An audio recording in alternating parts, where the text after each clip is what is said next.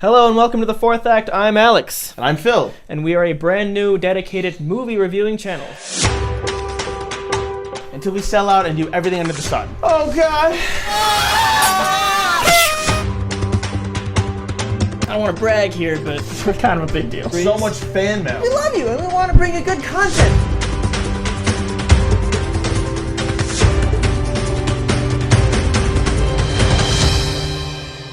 We started the Fourth Act in 2019, and here we are 2 years later.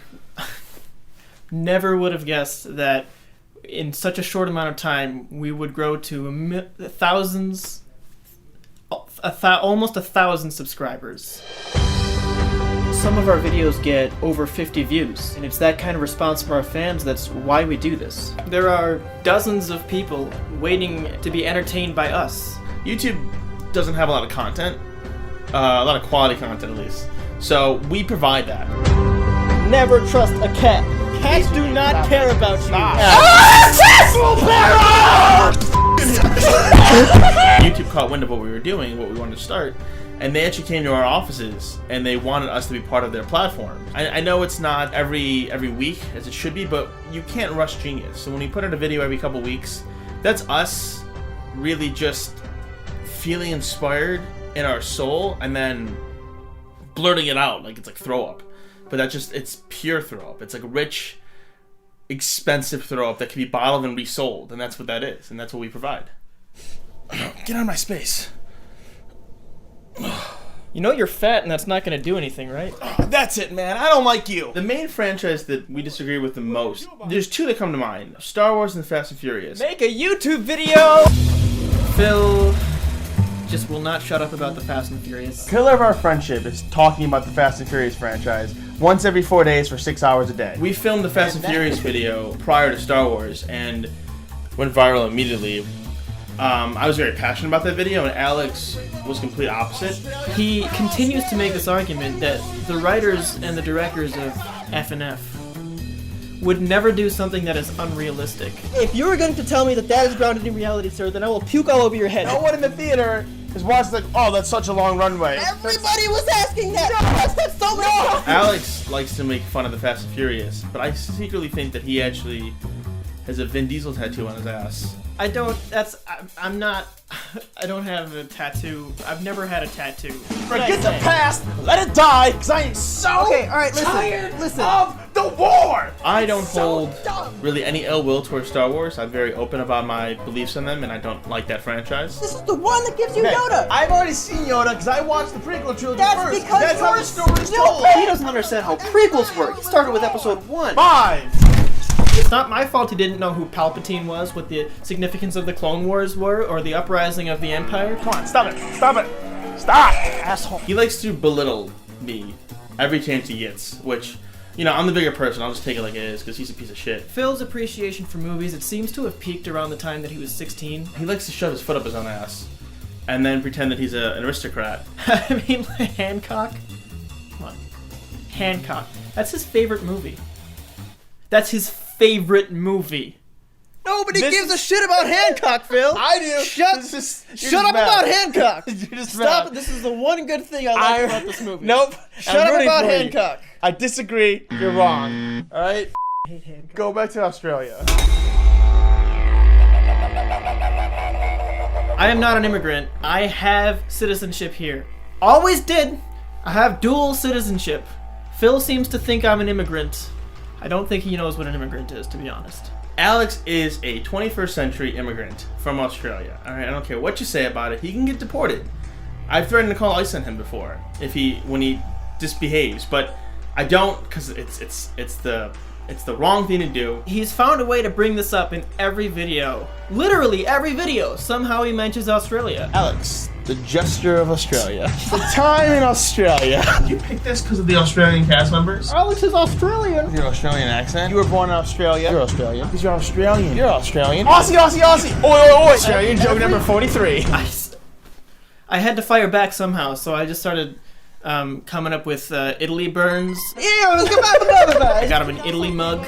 The Leaning Tower of Pisa. That was his birthday present. Happy birthday to you. He loves the Leaning Tower of Pisa. He gets bread shipped from overseas. worthless, friendless Italian piece of shit with a pathetic YouTube channel. He spends hours of his life trying to find the right cannolis. And now you've stuffed yourself with too many cannolis and you're fumbling your fat, flabby fingers all over my drum set. It spread like wildfire across the internet. You know, and it's had such a big impact. You ever see those people with the Australia versus Italian shirts? That's us. We started that. Why couldn't they set Men in Black International in Australia, have him run wild in his homeland, fight an alien kangaroo? The Outback is just Richford is like Odyssey. You're Australian, you get this. Hey, mate, would you like a Tim Tam? Oh my god, why is there so much product placement in this video? As we've grown, we've had a wide array of sponsors over the years. Tim Tams, Barilla Pasta, the bow tie shape, Dunkin' Donuts, McDonald's, Burger King. You know, everyone wants to be a part of our channel because we're so influential. It's bow tie, you know, for our sponsor, Barilla Pasta, Men in the Black bow tie shape. wear bow tie. We have so much marketing. Our faces are everywhere. I mean, it's great to go into the grocery store and see us on cereal boxes and see us on those little banana stickers and on the side of a bus, on school textbooks. It's great. You did get notified by Disney. They called us. They want us to plug this real quick. Surprisingly, we have not yet gotten Dr. Pepper as a sponsor. I don't know why. They seem to have blocked my phone number. I knock on their door, no one answers. I can't seem to get through to them, but we're working on it. We need to neuralize our audience. Oh! Jesus. You look ridiculous.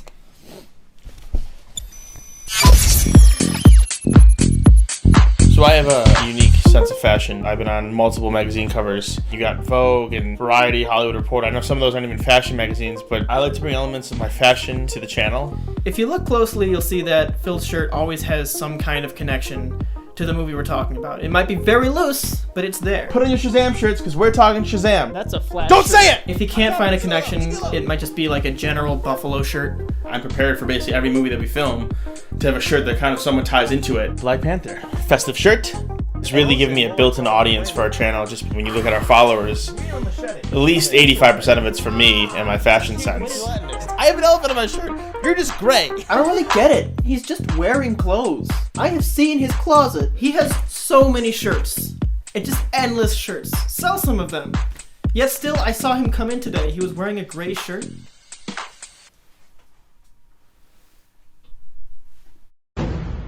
You don't get this far in Hollywood or fashion without making a few enemies. It's really the rivalry with Bobby Moynihan that really just fuels us. It's an interesting one because today, Bobby Moynihan is a big fan of us. It stemmed off as a joke of him talking about Bob Moynihan and his desire to meet him, and now it's become a running staple in our show, kind of like Jimmy Kimmel, Matt Damon. That'd be super weird if it was like, Okay, I don't know, yeah. Bobby Moynihan. I'm sorry, Bobby. Yeah, Bobby Moynihan popped into my mind while we were shooting and kind of insulted him. I apologize to Bobby Moynihan and any big fans of Bobby Moynihan. He was a good sport about it. Didn't have anything bad to say. If you can look through his tweets, he never even said anything. And I like to think that we're pals. He could be on our channel any day. I'm a huge fan of Bobby Moynihan. Yes. We're trying to get that scheduled and get that locked in, but he's just so busy. So. Can't wait if we become successful and we have Bobby Moynihan guest star. Once upon a time, in Hollywood, there were two dudes. In Hollywood. And then a movie came out called Once Upon a Time. In Hollywood. And the two dudes went to see that movie. In Hollywood. And then afterwards, instead of sitting at a desk, they decided to go to a street of Hollywood. It's a circle, and the circle goes round and round and repeats, and we're in the circle. Hollywood of Hollywood. And this is the story of those two dudes. In Hollywood.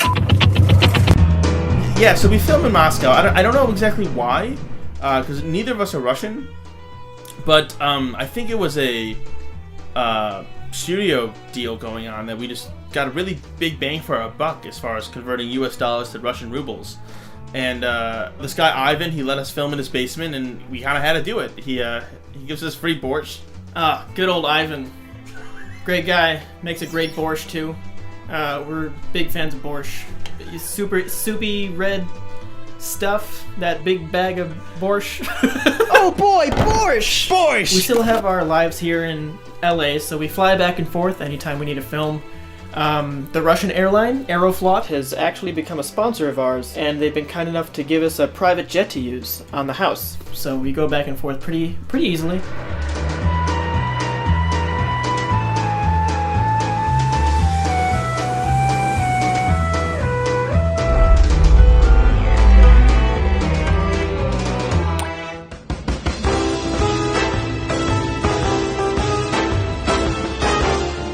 on the short list to host the Oscars. We were actually in Moscow filming all of our Oscar videos, and we were asked to come out for an interview, and we had dinner at Dantana's in Beverly Hills, and they put us up at the Chateau Marmont, something I've stayed all the time. The Oscars were in short supply of people, so we stepped up and said we'd do it. And we were going to. They offered it to us. The paperwork was done. We filled it all out, signed our names. But Phil said in one of our videos. Maybe just a big. Cancel culture was not too keen on that, so we've learned a lot from that experience, I think. Hello, Phil's phone. Hey, Phil. It's Dave Rubin. How you doing? I'm doing okay. The chimney collapsed in my house, so That's great, man. Kinda... Look, I got some good news, and I got some bad news. Okay. The good news is, we want you to host.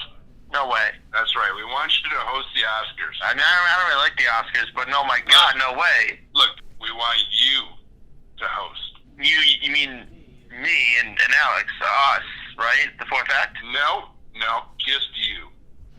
I mean, why not Alex? What is it, like an We immigration don't want thing? Alex. He's Australian? We don't want him. We want you, Phil. Just you alone. David Rubin called me and wanted me to just do it solo without Alex, and I asked him, I was like, well, does Alex know about this? And he's like, no, we'd rather just go with you privately. And I said, I can't not do it without Alex. He's my co-host. He's the shoes that I wear when I walk through mud, if you will. So we walked away from it. Alex thinks it was us walking away from it, but it was me persuading him to walk away from it. And eventually, when maybe David Rubin steps down, the next president will ask us and we'll do it. But I can't break up the team like that. Wait, no. We're friends. Beard fight. I'm flying! We're going so fast! Stop it! We're fine! Boys, bad boy!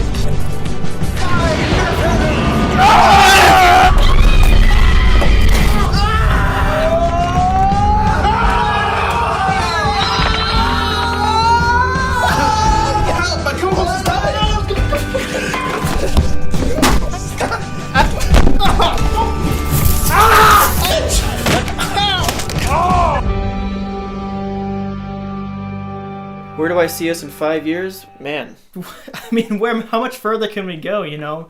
We're already at the top. We're in talks with Netflix right now for our own TV show. So, you know, who knows? But there are many adventures to come. Probably just retired, on the ocean, riding a couple jet skis, or maybe in my Jeep off-roading. Not doing this for sure. This has been exhausting. That I can't go anywhere without being recognized. I just want to live that nature lifestyle. Watching all these movies all the time, you're cooped up inside. You gotta explore the world that's spinning underneath you, even if it is flat. I think it's safe to say that we'll be around for a long time.